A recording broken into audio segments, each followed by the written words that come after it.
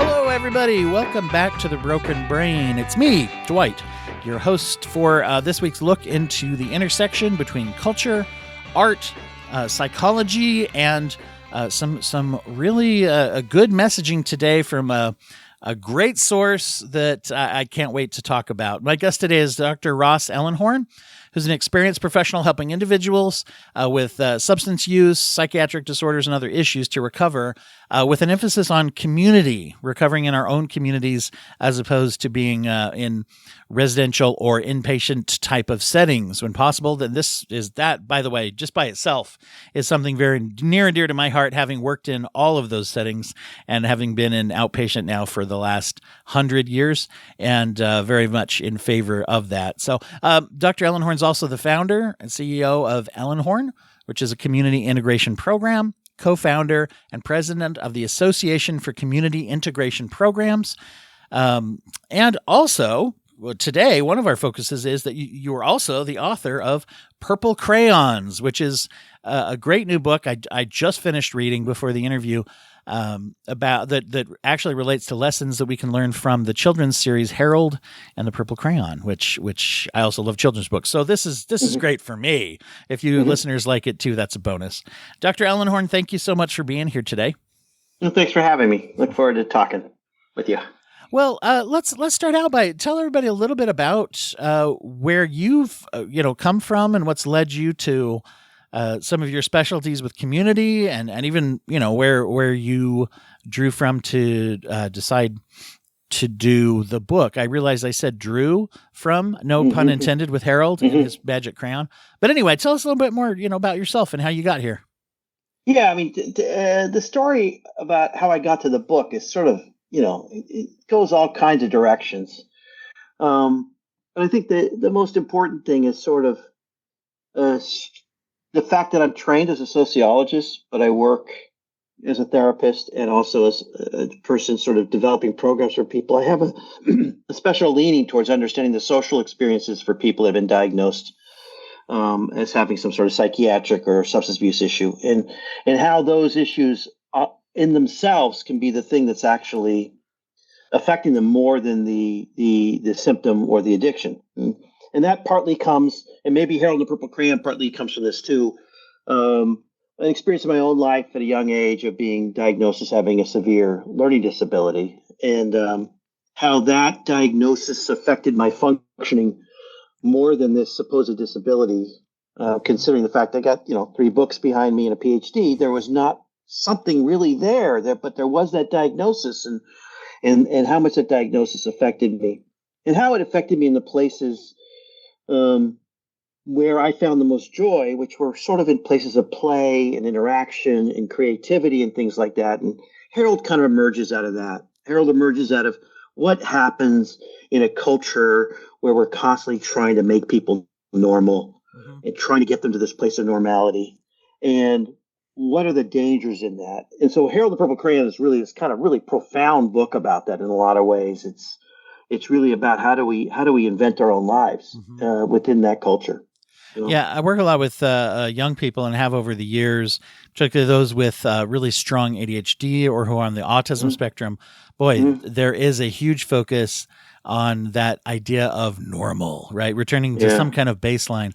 One of the biggest problems of which is that it's made up. I mean, a lot of the things that I've seen trends in the treatment community of looking at it and saying, first of all, let's try to listen to people instead of just saying, here's what you need, kid. And then that idea of normal, there's so many things that we used to be taught, here's what you do to behaviorally get someone to function in society. But then to say, what's under that umbrella? Like, it doesn't encompass how many of the things it encompasses are just, we don't want you to act in a way that we think's weird. And it's like, well, that's not treatment. It's like looking at, okay, do I need to be able to hold a job? Great.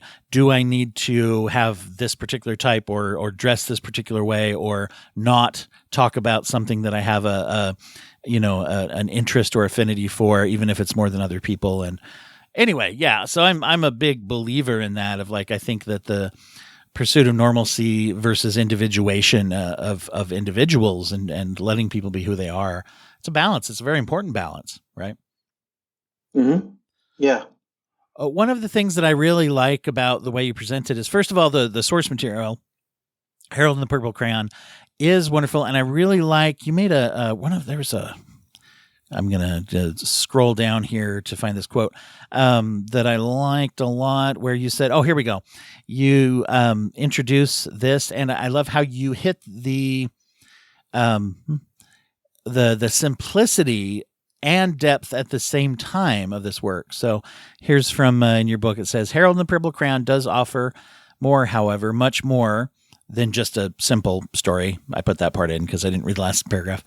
From the first squiggle on the ever recognizable dark crimson cover to the last empty page, this book digs deep. Harold has many ups and downs on his journey and many challenges that he faces head on. In fact, the plot of his story is formed by a series of crises. Anyway, I could just keep reading the book, or that I love that digging into something that seems at its cover very simple, but has such a deep message. I wonder if you could, talk a little bit about that depth that you found. Yeah. So we can look at that book as sort of a book that celebrates imagination, but it came about at a really important time. And the author of it, there's a biography to him that says he kind of understood that time.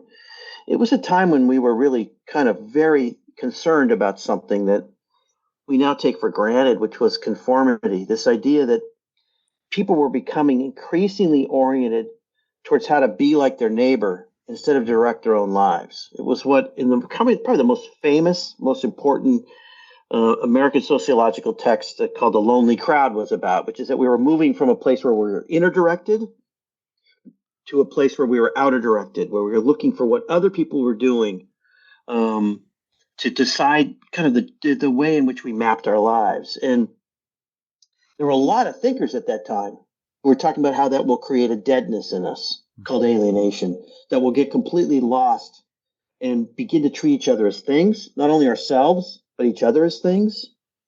It was so central to the thinking of the time that you hear it almost most profoundly in the beginning of the greatest civil rights movement in history at that time.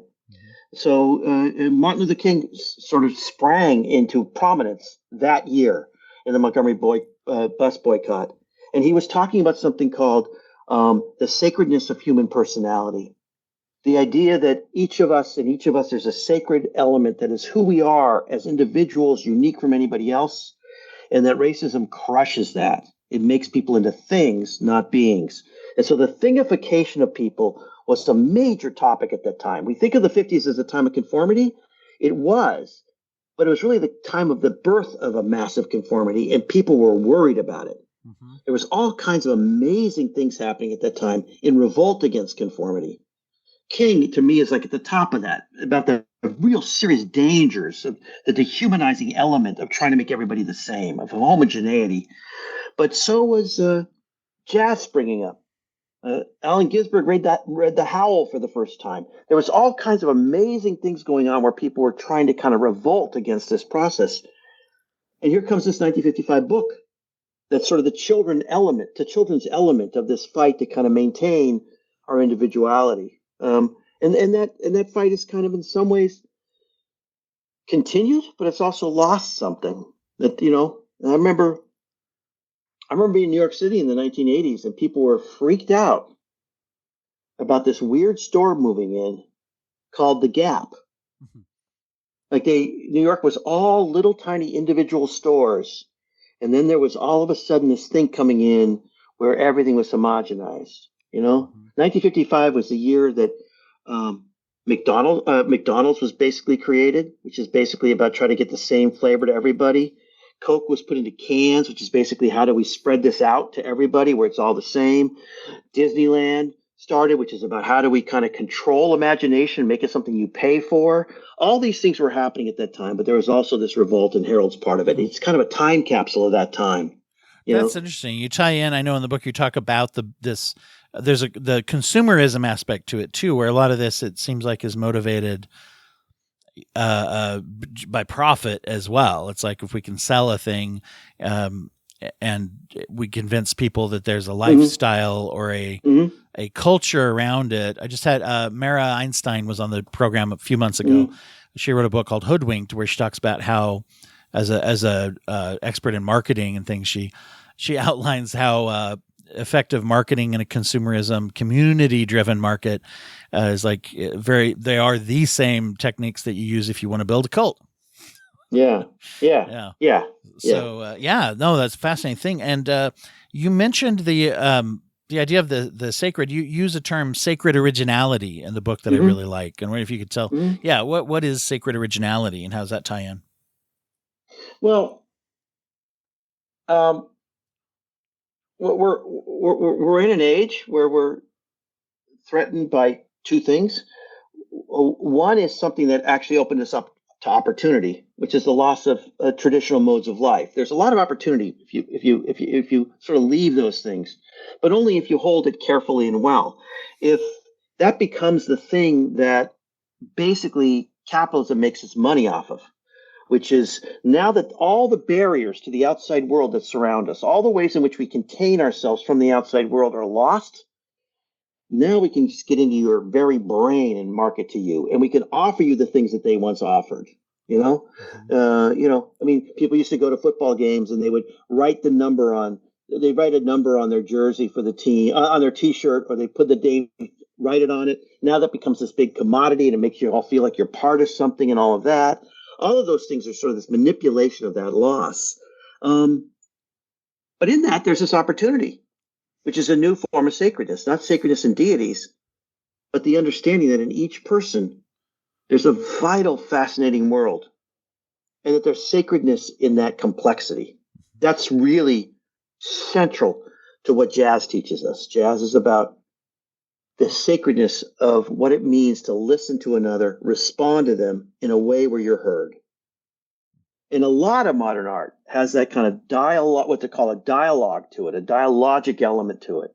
That's kind of the thing that we're offered as a promise, but it's also something that is in danger, and so that's what I'm talking about, is that there's profane ways to treat sacred originality where you make people into things. And we see that. I mean, that's used to motivate people in ways that can be very dangerous and destructive nowadays as well. Particularly, I mean, we got it down to a science now, right? As far as using that as a fear motivation, and thingification of people is always damaging. I like the term, by the way. I've never heard that. Thingification is a cool term.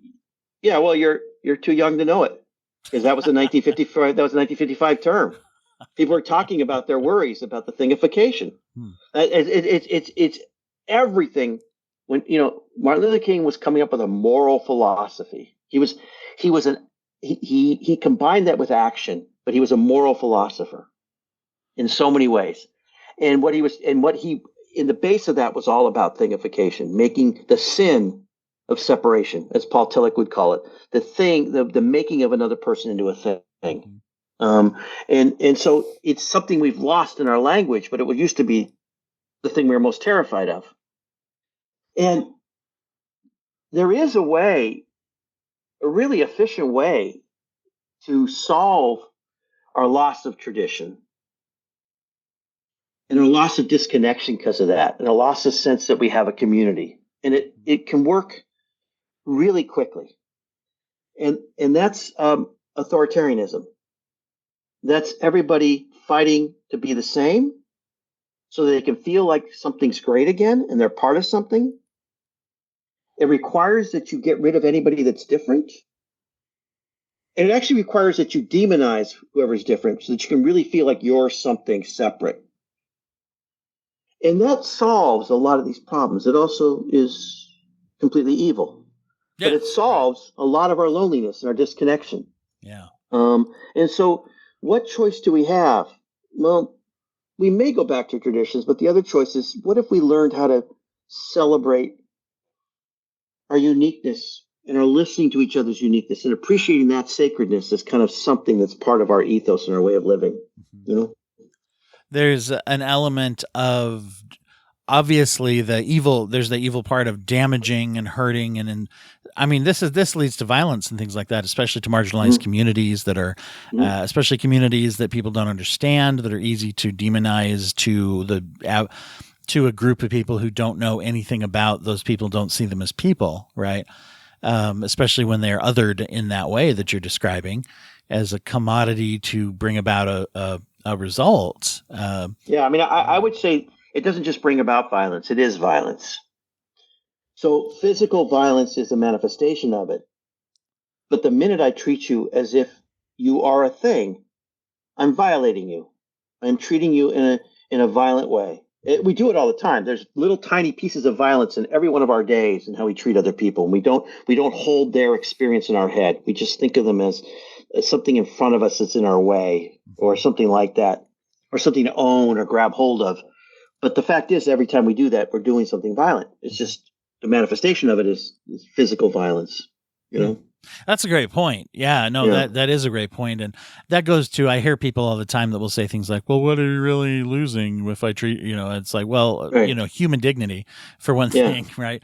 And it's amazing to me how it stretches all the way from like racial undertones to queer individuals who are gay or transgender, all the way down to like the clerk at the store who's just a function, more than a person too. I mean, you could say that. Certainly a lot of difference between those, but it is interesting how much we go through our life and categorize people. Yeah. And,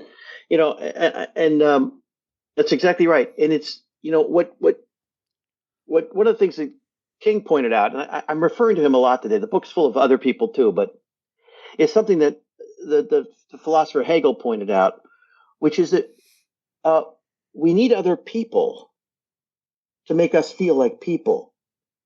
And so when you're thingifying somebody, you're causing a sin not only on them, but on yourself, because you're not experiencing your humanity, because you're not dealing with a person. Yeah. And so the sin goes both ways when you do it. You're sinning against your own sacred originality, your own inner core when you do it. You can't reinforce hate without it hurting yourself too, because of the burden of that. And also, I always think of it too, of robbing ourselves of experiences with wonderful people, and even to the point where I could spin off in this whole thought about, in a world where we face so many problems, I think one of the things we discount is the idea that the up and coming generations contain people who will come up with solutions more than than the generation that's running things, or especially maybe the ones that have run it into that in the first place.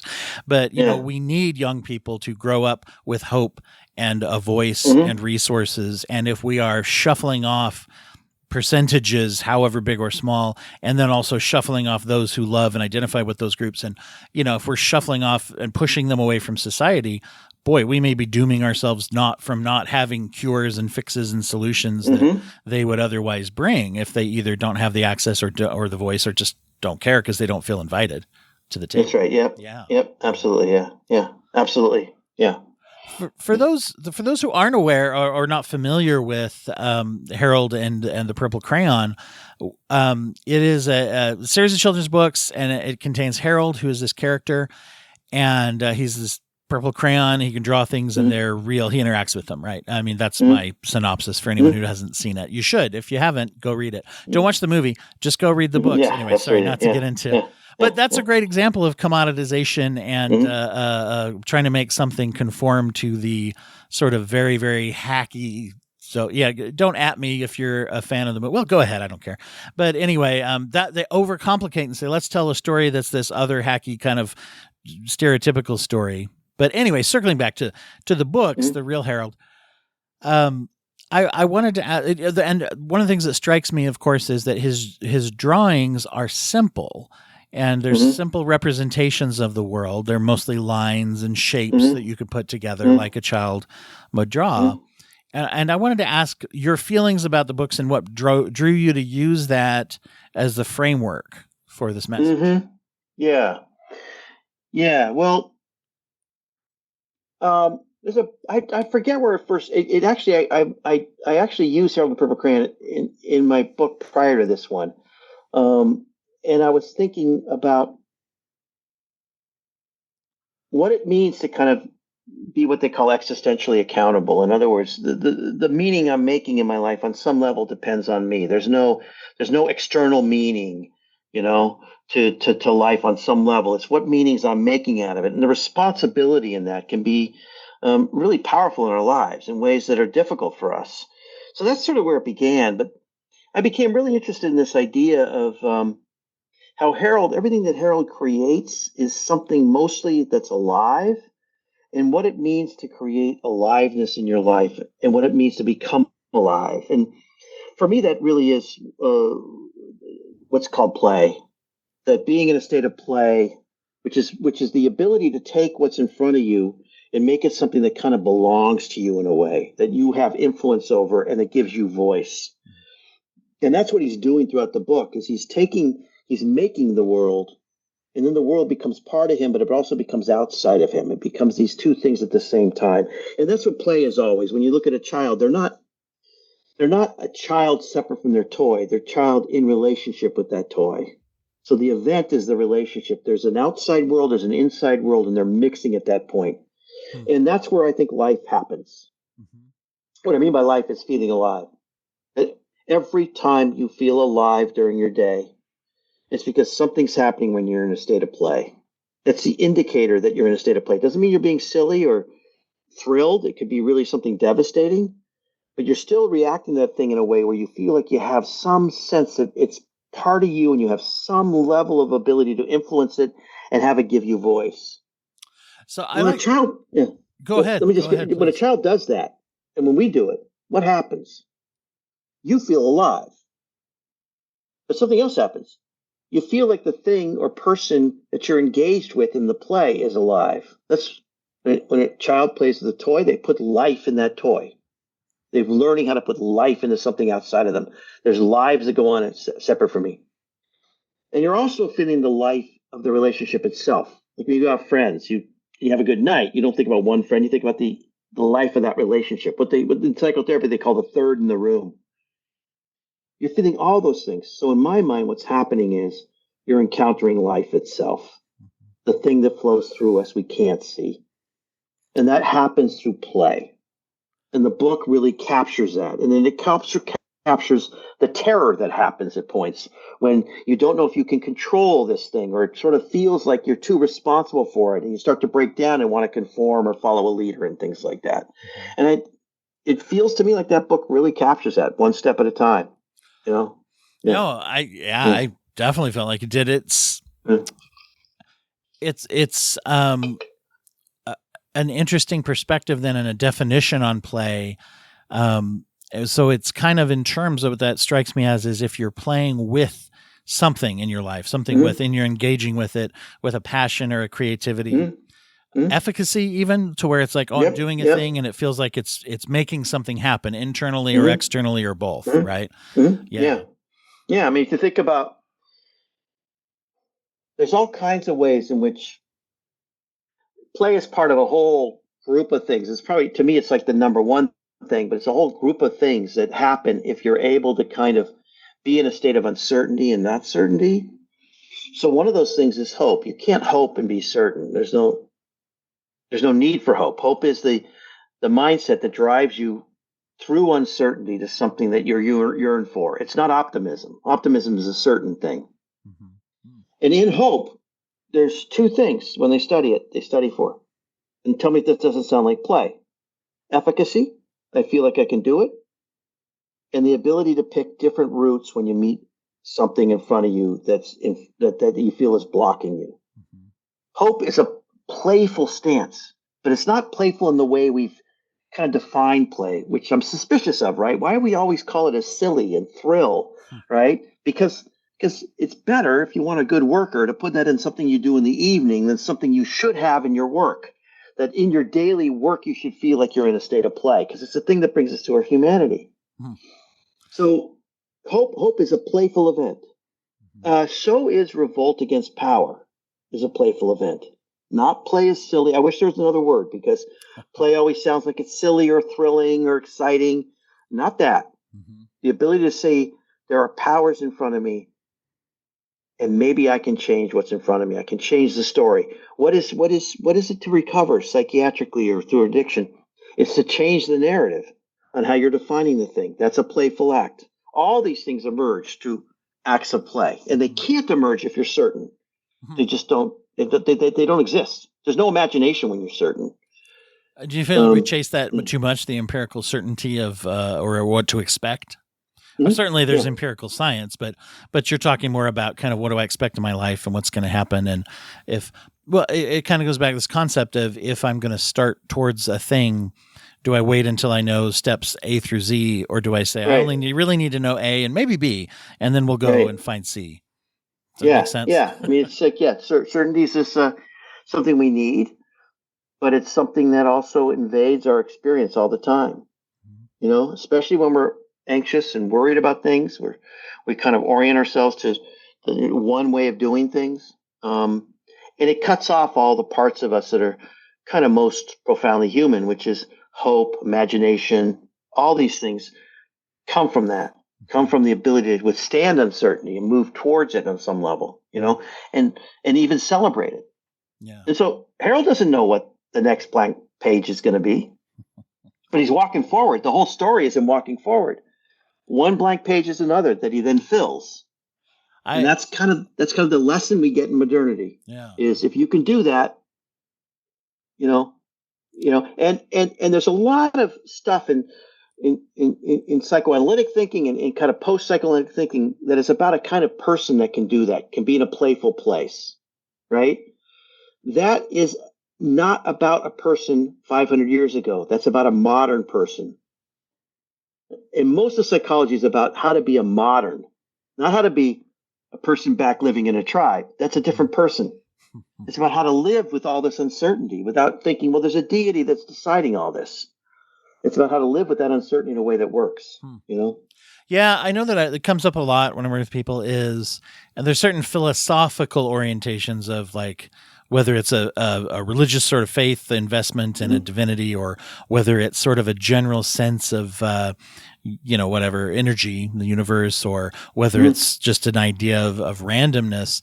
I think sometimes a risk is we internalize an idea of like what is meant to be, so much so that concept interrupts with the idea of making a series of choices in our lives and being like, kind of what you're saying is, can I interact with what's there instead of just being a passive participant in life, right? Yeah. I mean, all therapy only works if it's about building a relationship with your suffering. It doesn't work if it's about getting rid of your symptoms. It just, in other words, it's good to get rid of symptoms, but that's not the course to get there. Is why. And also to see those as things that you have some level of a relationship with, not that the doctor is going to come in and I'm going to take this pill and the thing will go away, And the fact is that the mental health system has gone haywire in the certainty category. They've got all these best practices that almost mean nothing if the human element's not there. That's the research keeps showing over and over again, that the best practice is not the thing that's actually delivering the change. And all this certainty about things, all this sort of focus on, we know the root of your problem, which isn't ever true, because we're all too complex for the problem to be the same each person. Understanding what we need to understand, but then also dealing with the emotions it brings up are more powerful.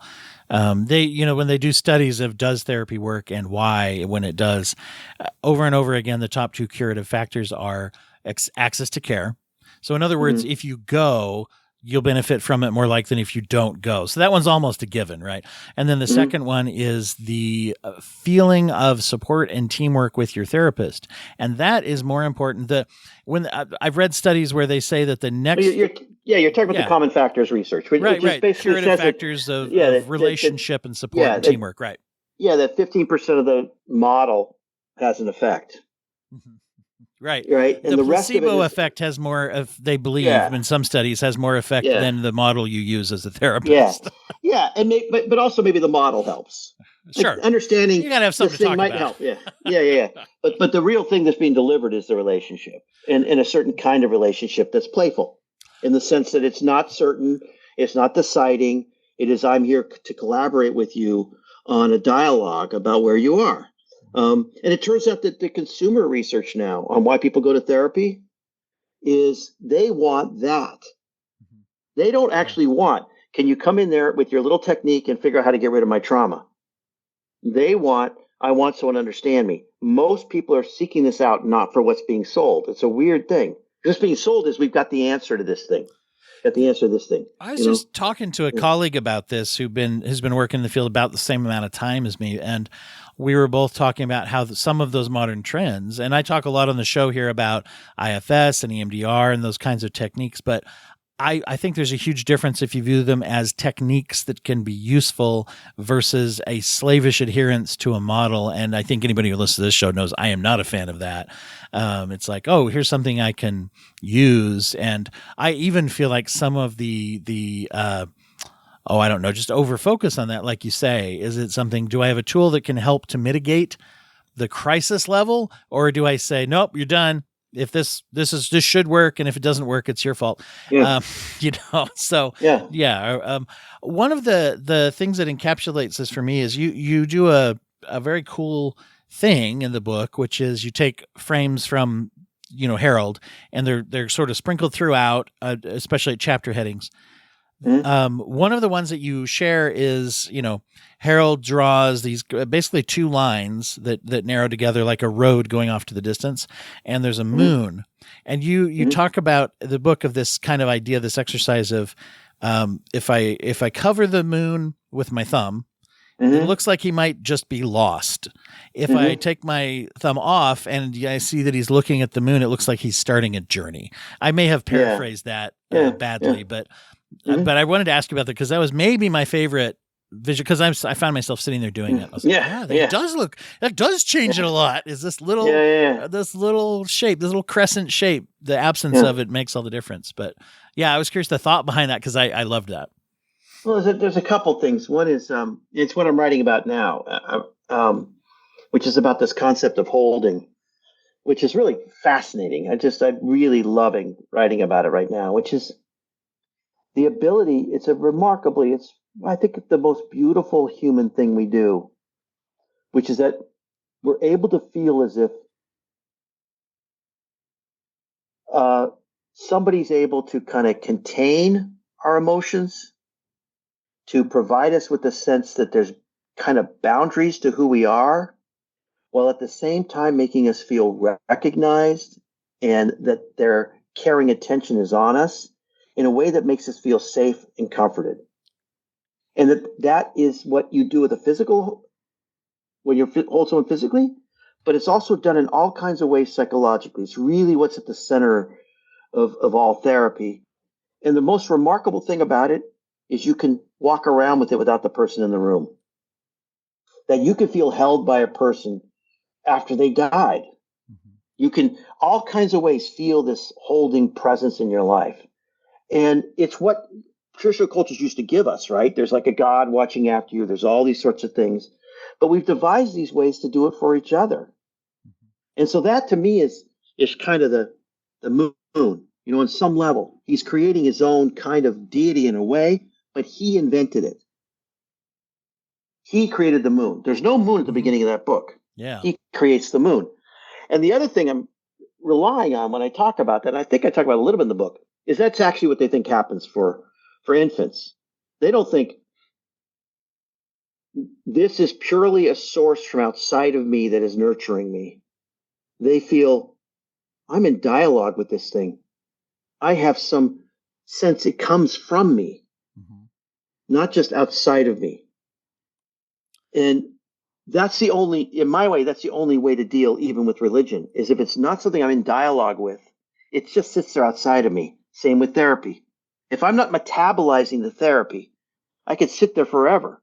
But if it's not part of me, it doesn't matter. Yeah. And that's sort of what I'm talking about there, is that is he did the brilliant thing of not starting with the moon. He creates the thing that's watching him the whole way through. And that is his source of security. That disappears at the moment when he's in the most crisis. There's a point in the book where there's no moon, and it disappears at that point, Now, I know that you go around and you train medical and mental health professionals, right, about these types of approaches. What kinds of things do you advocate or advise for them to bring that into the way they interact and help people? Well, there's two courses in that. One is just helping people without prescribing anything think about things differently. I think that that's really important. My book before this was really a non self help book. It was not full of advice. It was just trying to get people to think about what it means to change. So I'm part of this group of psychoanalysts, actually, much more skilled and much more practiced in the field than I am. I haven't had that much therapy experience. Actually, I've just run programs. But we are doing this series called something about the treasure of ordinary psychotherapy. Because ordinary psychotherapy is everything you and I talked about today. One of the main people in kind of late psychoanalytic thought or mid psycho was this guy named Winnicott, who said like um, the therapist's job is to get the client into a place of play, and sort of if the therapist can't get into a place of play, they shouldn't be a therapist. Is basically what he's saying. Like that's just the fundamental thing.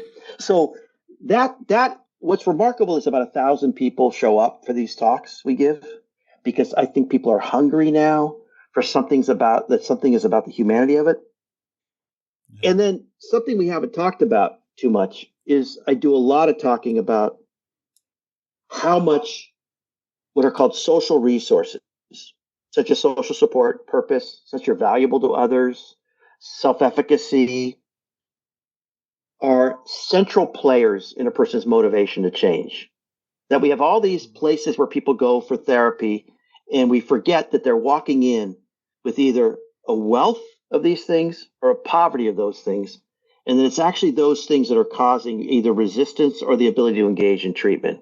And I'm very sure of that. I think that the ideas of resistance and denial without understanding what's happening to the person around the person are vital to understand.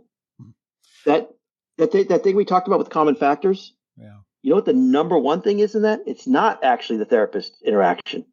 It's what's happening to the person outside of the therapy is the number one event that is causing their ability to use the therapy. And most therapies ignore that 35% in the pie chart. Interesting. Right? The approach of which listening and actually, I always like when there's old school terms that have effective, useful definitions, like you just did with resistance and denial, because the risk of a vaguely defined term like that, it's like one of the reasons why I don't really care for the term codependence. Sometimes we use it because we can't find a better one, but unfortunately, it's often used in a way that becomes almost weaponized or accusatory to the person. Oh, you're codependent. Okay, it's all my fault. Great. And where do I go from there? Yeah. I mean, these things can help us. I've recently been helped by actually, considering the ADD stuff I've got as real. It's helped me think through some things, but only if I'm in relationship with it, not as something that defines what I'm doing. If I'm contemplating it, So there's this thing called threat appraisal theory, which basically says that a threat is something where you've appraised your resources in responding to something difficult and see that your resources are not enough. And that a challenge is something when you feel something's difficult, but you have enough resources. So you're walking in a snowstorm and you're walking along in a spring day in your shorts and a snowstorm hits. It's a threat if you don't have, snow clothes in your backpack, and then it's a challenge. Well, these social resources help us with that.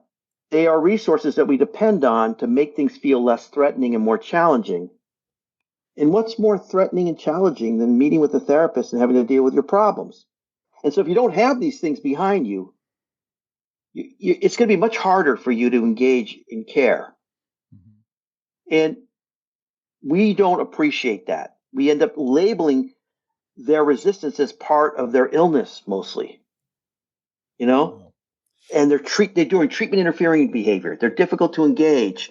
We're not recognizing the state they're in. We're just talking about traits, just the social state, And I saw this was rife, a big problem in the court ordered substance abuse world that I used to work in that for several years. And I still do here and there as a private practice therapist, but in the community where that was very easy for people to become, and you basically either had professionals that were fighting against that and trying to help people feel individualized and trying to help them heal, or people who were like, here we go again, revolving, who had bad attitudes. And when your therapist is like, oh, you're going to come in and lie to me and I'll see you again in 3 to 5 years when you reoffend, it's like, I wouldn't feel great if my therapist was saying that about me at the water cooler, sort of thing, right? Just that attitude. And to me, that goes back to where you said, like, that we perpetuate it when we discriminate, when we thingify someone, we're perpetuating that same, or portion of that abuse on ourselves. Cause now I lose the passion of my work. That therapist is not being playful or engaging with their work. Right. Yeah. I mean, exactly. And just think about, when we talk about these things becoming, like you're talking about, kind of concrete, and kind of like, certain, think about the dogma of abstinence. It's a dogma. Absolutely. This big thing for me, harm reduction. Yeah. Right? Yeah. Yeah. But most people moderate. Most people don't go to abstinence. People who quit on their own have a longer sobriety than people who quit because of treatment. So even treatment fails most of the time, and we're pushing all these people to get into treatment like that's the answer, like it's the only answer. And it's only tens of thousands of dollars for some of these programs. Yeah, exactly.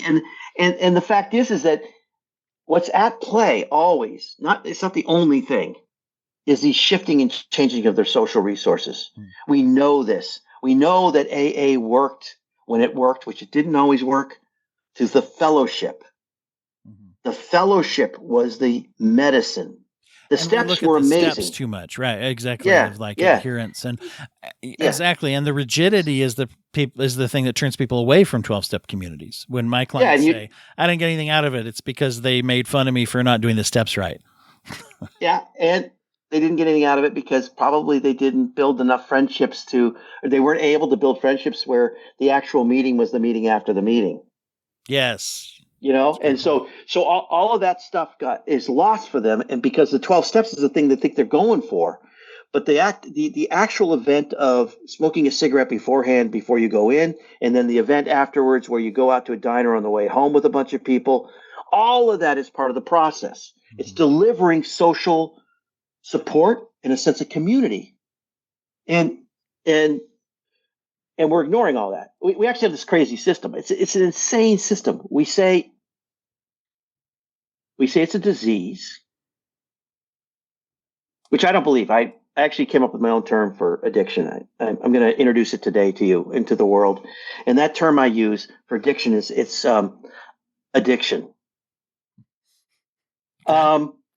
It's a habit. It's not a disease. It's a habit that's out of control. And so, but we call it a disease. And then we say, it's a disease with serious symptoms. We can't treat you unless you're not engaged in the symptoms of your disease. What other field does that? You can't get help for your disease if you have symptoms of it. As a matter of fact, we don't want you even near this place. Yeah. Right? Yeah. That's the insanity of that kind of dogma, that kind of certainty entering a system, instead of a more playful, and that's what harm reduction is, a much more playful approach. It's like we're not against abstinence. We're for what's going to work for you in a way of your own individual, original person. How are we going to get you to the place where your life's more worth living? I'm just so not interested in getting a client to the state of abstinence where their life's miserable. I'm interested in getting my clients to a state of meaning and purpose and connectedness. And if they're drinking a little bit at that point, my work's done. I'm not interested in a person not having symptoms of psychotic symptoms. I'm interested in being completely flooded with medications that ruin their life. I'm interested in maybe they hear a few voices, but they're married and they got kids and they got a good job and they go on vacations and they're having a great time. That's the goal. Mm-hmm. But these dogmas have entered our field. These certainty things have kind of taken over how we think about things. Well, and commoditization once again, because you have to have codes to get reimbursed and you have to have, for many people, have to have insurance pay for it if you're going to get therapy. And, you get into where the over focus, you become almost like a case management session of reviewing of symptoms. Like you say, I love the focus that you're talking about looking at the person. It really is about looking at the person really first. And I just did a live event where we looked at opioid overdose awareness and just overdose awareness in general for International Overdose Awareness Day. Just happened. And one of the things that kept coming up and was the main thrust of this year's program is looking at the difference between engagement with life versus avoidance. And when you talk about play, that's and the point we kept making over and over is that's first of all more important even than the frequency and intensity of, not that that's not important at all, but of a substance, right? Frequency, intensity is it's how much am I engaging in life versus unhealthy, toxic avoidance. And engagement does not mean success. It doesn't mean I'm doing great on all my goals. It means if I'm not doing great on all my goals, I'm aware of it and I'm looking at it and I'm figuring out what to do. If I take a break, I'm taking a break on purpose. If I go, then I go back to it. The toxic avoidance is when I check out of my life, good and bad parts, right? Yeah. I mean, it's all of that creates these systems of failure and harm because the person feels like they're toxic and bad and they're doing these things and all of that kind of stuff, I mean, you're using toxic in a kind of appropriate way, but I'm saying that they feel kind of broken and out of it. Right. You get these systems where it's just like, absence is the only thing. And we're not respecting all the strivings you're making in other parts of your life. It kind of destructs everything. And this process, by the way, because I've charted this, the idea that it's a disease really took off the year that the Parity Act went into place, where insurance companies had to pay for behavioral issues. Most important, what happened in that? Venture capital got really interested in behavioral health at that point. And talk about the most brilliant sales pitch. Think about the sales pitch. You have a disease that you're not in control of. And if you tell me you don't have that disease, that's just part of the disease. And if you don't get help from it, you're being negligent. You're not being a good person. If you look at ads for substance use places, it's always about someone not functioning in their parental role or something like that. You're a bad person if you don't do that. Which doesn't match a disease, by the way, either. Right? It's like, you had a heart attack. What an asshole. Right. Yeah. I mean, all these things claim that they're anti-stigma, but they're pro-stigma. And we invented stigma to get rid of disease. So all these things that say it's a brain disease, now we don't have to stigmatize this group anymore, are just stigmatizing. But so then I say to you, okay, here's what I got for you. I can get you out of this category of being a bad person by you coming and seeing me. You're abnormal right now. I can get you to normal. That's exactly the same act as saying someone's sinful, and the only way to get out of that sin is through my blessing. It's an act of power. And that has become the sales pitch all the way through. And if you tell me that your parents don't think you have an addiction, let's bring them in too, because they've got a problem. They need fixing. It's an entire draconian approach to kind of control people. Reminds me of and then there's the rigidity of labeling. You also have to I can help you, but you also have to call yourself this forever. Whether or not you benefit from it. And I know some people use a label to empower themselves, but largely a rigidity around labels is like, I got to look in the mirror and say, I have this problem 30 years after maybe I've not had, maybe I have been abstinent for 30 or more years or whatever, decades, and I still have to label myself and be aware that I'm the problem or whatever. What you describe is very empowering, and actually I find that beyond just addiction, in the book, it struck me one of the little notes I made when I was reading it was just empowering. I think that message is to be empowered to, and I love this idea of play as engagement of life and all that. So I think it's a great thing to be putting out there. I want to give everybody a chance to hear where is, the best place to follow your work and the best place to get the book and everything. But I always like to ask a question before we get into those links and references, which is I like to ask everybody if there is anything that they could highlight for people as a way of giving back to the community, whether it's a charity or nonprofit or just a kind of cool way to be. Is there anything you would share with people? I think that supporting any organization that is directly fighting the rise of authoritarianism in our country is a good thing. And so where I look is the legal mechanisms that can fight it, because I think that's in some ways the most direct way. And it's sometimes hard to find the place where you feel like it gives you the most bang for your buck, but that's what I've picked. There's other things to pick, but any ways in which we're supporting the people that are putting up the fight, it's good to go protest, but you put your money where the people are having the most impact too. And I think that to me, it's in the courts, but there's other places. You support the right candidates, whatever it takes. But we're talking that's the major threat of our times. It threatens us in more ways than just that. It threatens our environment. It threatens our workers. It has all these kinds of multiple threats other than the fact of just losing democracy, which is big enough. Yeah, exactly. You'd hope, right? Actually, one of the main ways that we still have to combat things is through legal means and things like that. So I think it's a great advice to give to people. Well, where can people best follow you? What's the best sort of landing areas, websites, social media, your jogging route?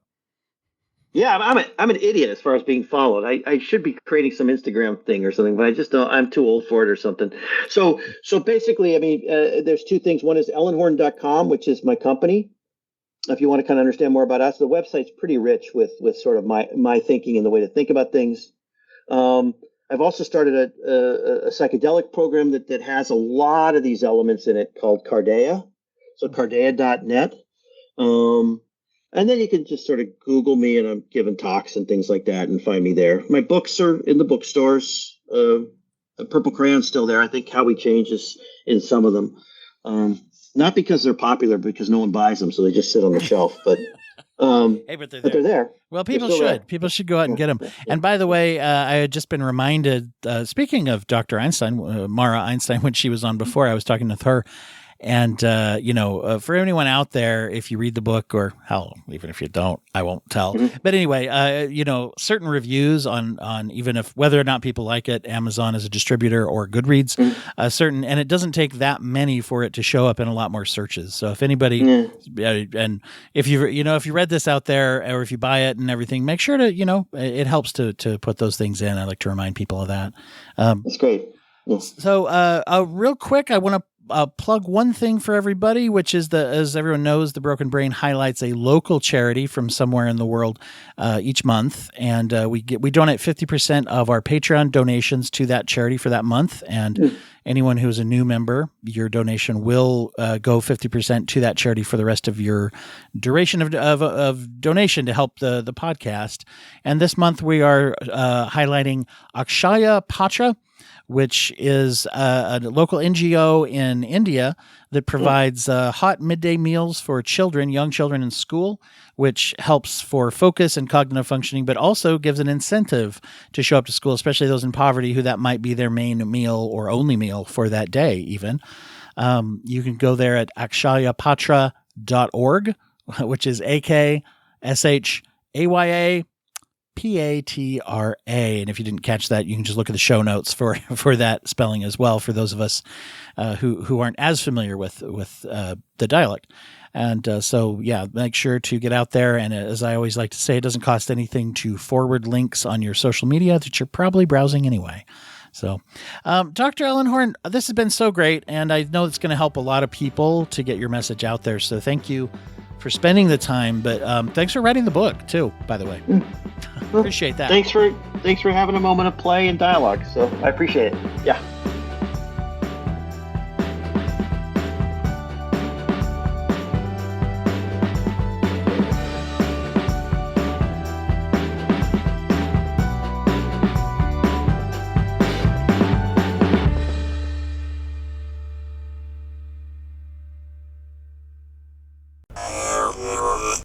Thank you for listening to the Court Arts Podcast Network. To listen to more Court Arts shows, visit courtemparts.com.